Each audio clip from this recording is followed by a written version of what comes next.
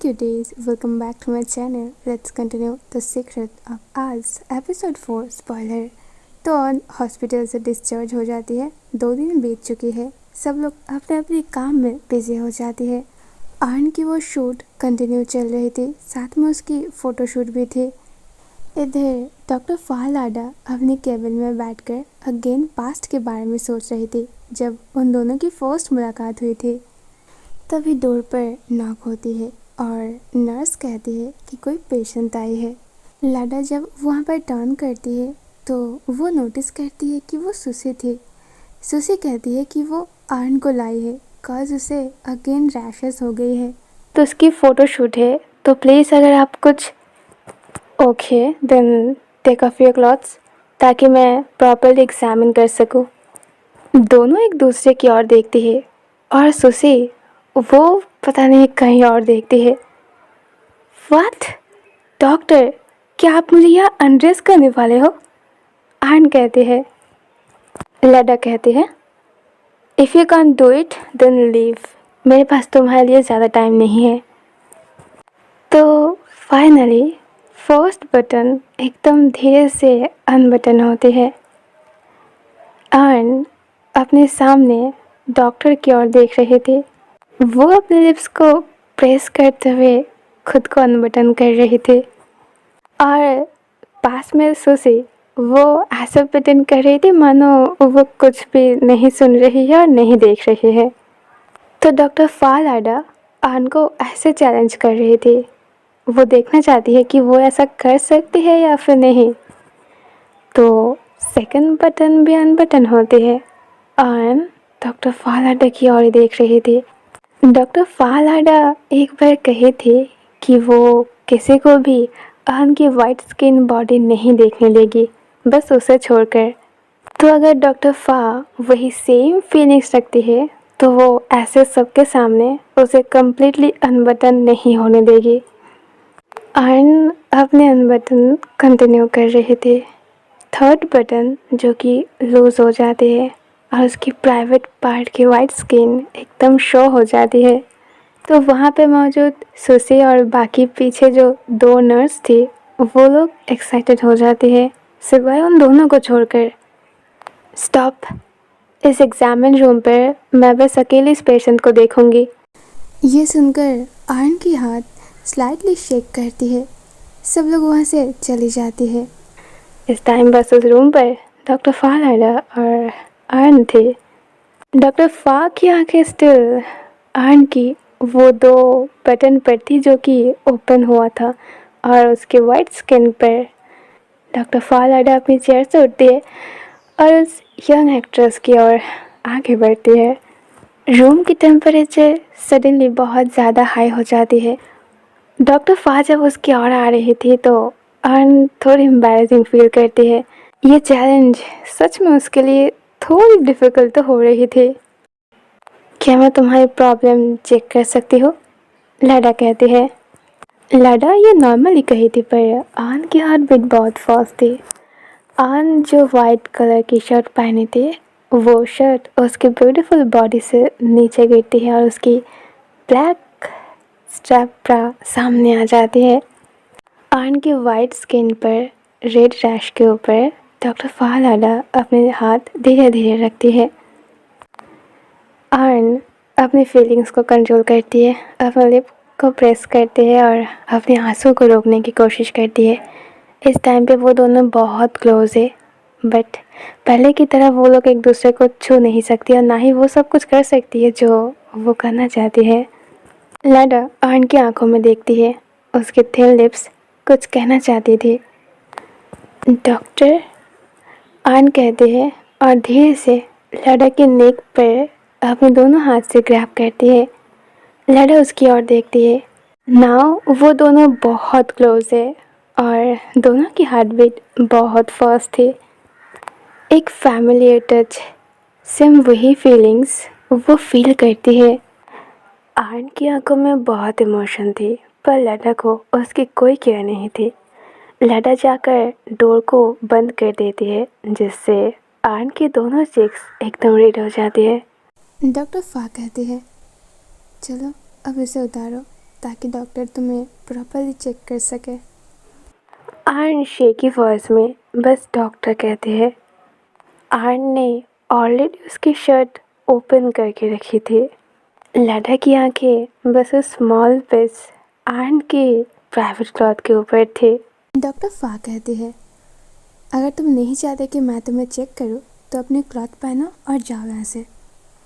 Doctor फा एकदम शांत वॉइस में कहती है, पर इससे ज़्यादा इफ़ेक्ट आर्न के ऊपर हो रही थी, बिकॉज वो बस एक प्राइवेट क्लॉथ ही पहने थे। उसकी सांसें रुक जाती है। वो धीरे से कहती है, ओके, मैं ओपन करूँगी ताकि डॉक्टर मुझे ठीक से एग्जामिन कर सके। ये कोई चैलेंज नहीं थी, पर ये आर्न के लिए थोड़ी हर्ट थी। आर्न अपने आंसू रोक लेती है और धीरे धीरे अपने हाथ को पीछे करती है अपनी प्राइवेट क्लॉथ की हुक को ओपन करने के लिए। डॉक्टर फा जब आर्न के पास आ रही थी तो उस साइलेंस रूम के रिदम एकदम हाई लेवल पर थे। फा उसकी एकदम क्लोज आ जाती है और उसके बैक पर हाथ रखती है। स्टिल अभी भी इन्फेक्शन है, इसे ठीक होने में 2-3 दिन लग जाएगी।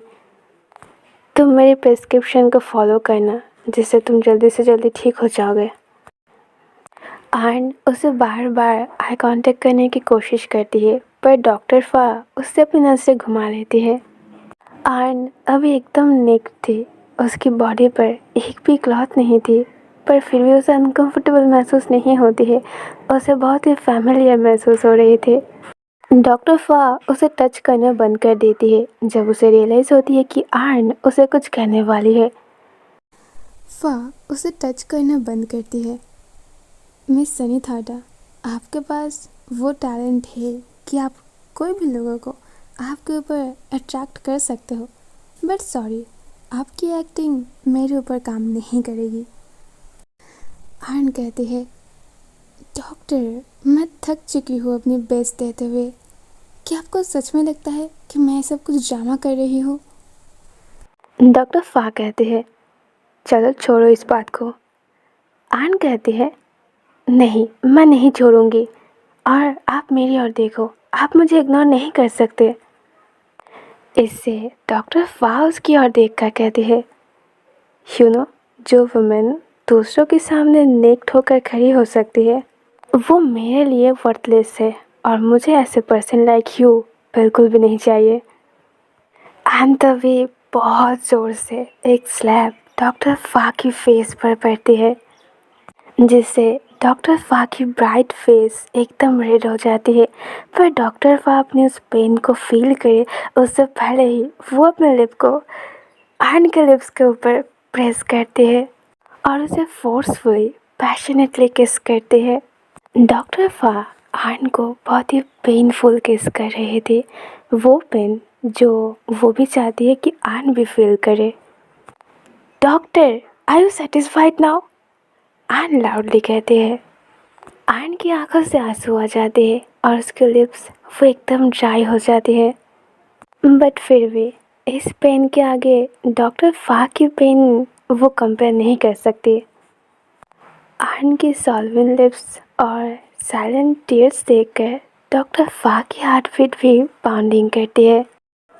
This examination is over, you should leave now, doctor फा एकदम स्ट्रिक्ट वॉइस में कहते हैं।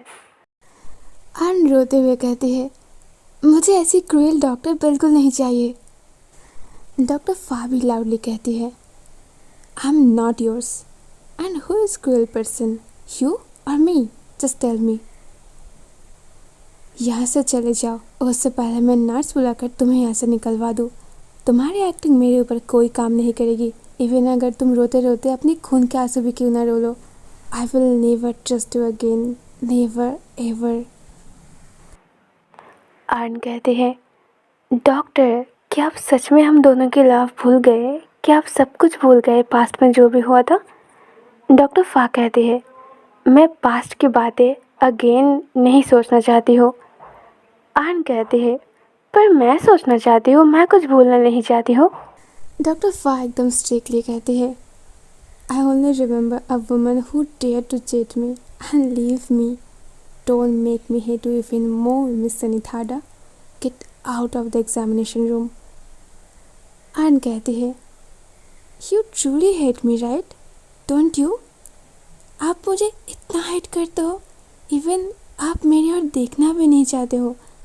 मैं क्या करूँ? What should I do? What should I do doctor? Just tell me. Doctor फा अपने हाथ को होल्ड करके बस आर्न की ओर देखती है और ये चीज़ देखकर आर्न और भी ज़्यादा रो पड़ती है। आई हेट यू कॉज तुमने मुझे चीट की। आर्न और सह नहीं पाती है, वो गुस्से से उस रूम से निकल जाती है। हेट, वो उसे हेट करती है, उस क्रूएल वुमन को? नहीं, बिल्कुल भी नहीं। डॉक्टर फा आर्न को जानती है, वो एक स्टबर्न चाइल्ड है। वो कुछ भी करेगी बस ये दिखाने के लिए कि वो भी डॉक्टर फा को हेट करती है। वो कुछ नहीं कहेगी, बस अपने एक्शन लेगी। बट डॉक्टर फा सोच रही थी कि वो इतने बेताब क्यों हो रही है, उसकी हार्ट बीट इतनी फास्ट क्यों है, और अगेन वो दोनों इतनी क्लोज। अगर अगेन वो दोनों इतनी क्लोज आएगी तो क्या वो उसकी इमोशन को कंट्रोल कर पाएगी? और शायद क्यूरीज तो पार्ट 1 यहीं पर एंड होती है। See you soon in part 2। Bye bye.